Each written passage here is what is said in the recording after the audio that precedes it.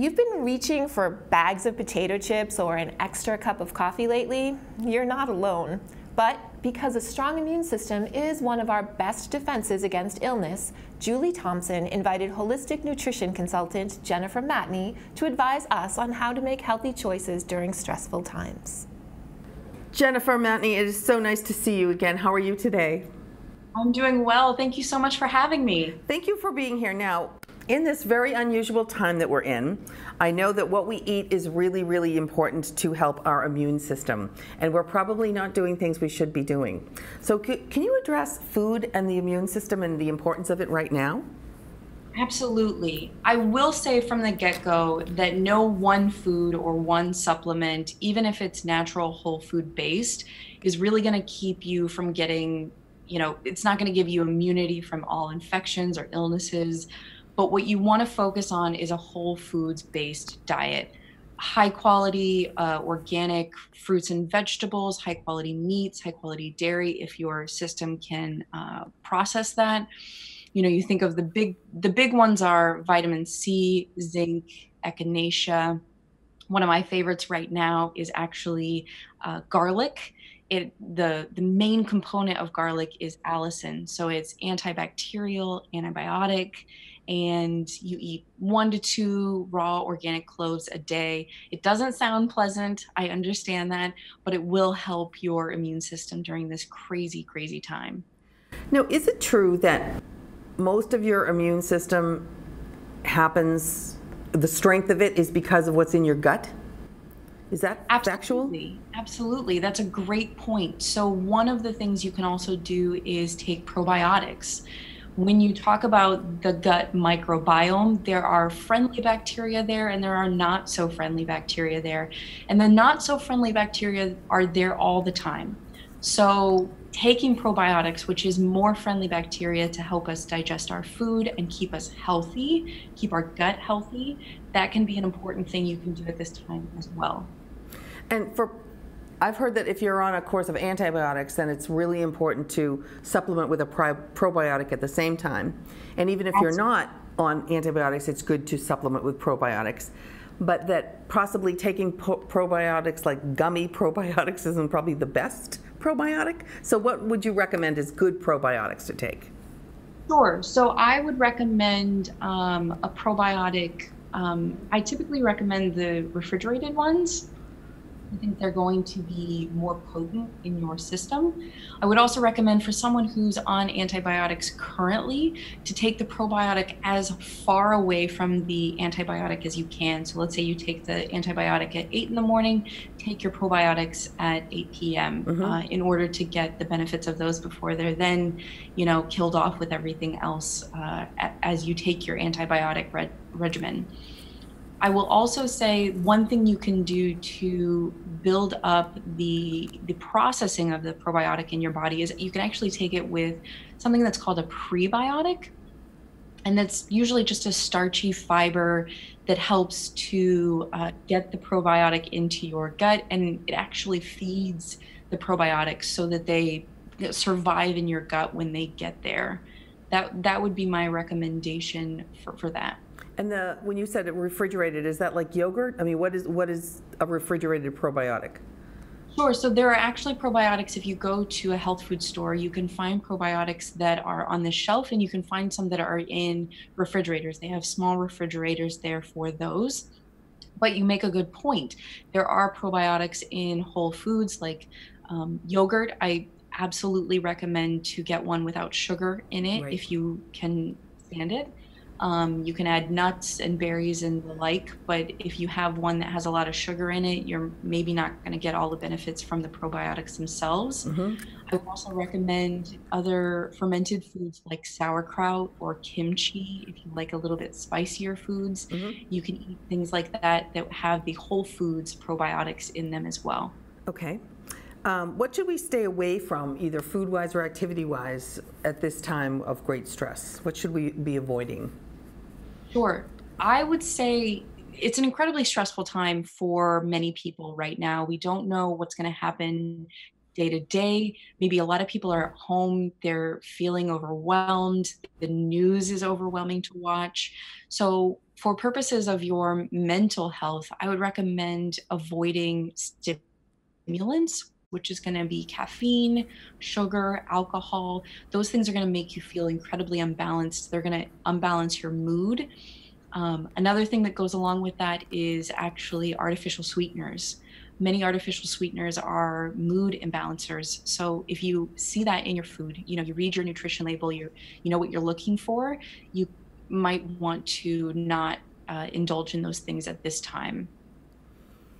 Okay, people aren't going to hear that. No coffee, no alcohol. Right, right. I know that's what it. people are kind of focusing on to get through these times, to get, you might be a stay-at-home parent right now, Yeah. and that can be tough. Yeah. But making those choices to have maybe a half decaf cup of coffee Yeah. or a decaffeinated cup of tea might give you some of that small moment of respite in your day without making you feel really overwhelmed. Okay, good. I didn't realize that caffeine was one of those things that did that, and that's a good point, because I think a lot of people do overload on caffeine when they don't know what else to do. Absolutely. Are suggestions for people who are working at home you're in the kitchen all the time, there's the refrigerator, how do you circle the square of having a lot more self-control when it comes to eating during this time? Absolutely. I will say, I mentioned earlier, everyone's at home, everyone's feeling incredibly stressed. But one of the benefits of this crisis right now is that we have extra time. Mm-hmm. So if you are able to take advantage of that time and you are able to write out a detailed grocery list of all the whole food, nutrient dense fruits and vegetables you're going to put in your body, maybe plan out all of the meals that you're actually going to be making for that week or 2 weeks. Mm-hmm. And then write out all of the ingredients that you're going to need. And when you get to the grocery store, really make a concerted effort to purchase those items, and then come home and meal prep your breakfast, your lunch, your snacks, and maybe even pre-chop all your veggies so you're ready to steam, you're ready to put things in the crock pot for dinner, and you're ready to go. That way you're not eating all of those snacks that you want to be taking good care of yourself. You want to be limiting those snacks of, the chips and the candy and the soda. Make sure they don't end up in your grocery cart. So let me ask you this. You mentioned there are a lot of people that do find themselves with a lot of time on their hands being at home. But there are also some, especially parents of school-age children that have to homeschool, and they still have jobs, whether it's telecommuting or not. So maybe for some of those parents, they don't have time to shop and cook appropriately, and do take advantage of the restaurants that have takeout. So how do you make healthy choices and support your local restaurants when ordering food out? Sure. I will say this is such an incredibly unique time. So for those parents out there, you are heroes, and take it easy on yourself. This is not a time necessarily to overhaul everything or to feel like you have to be completely perfect in the choices that you make. I will also say, when you're talking about eating food from a local restaurant, focus on the choices that you know are going to work for you. Really listen to your body. When you eat those fried foods, do you feel good after, or do you feel sluggish and run down? When you eat that salad, or maybe there's a chicken dish with vegetables or a fish dish with vegetables that might make you feel, yes, I just ate, but I'm not tired.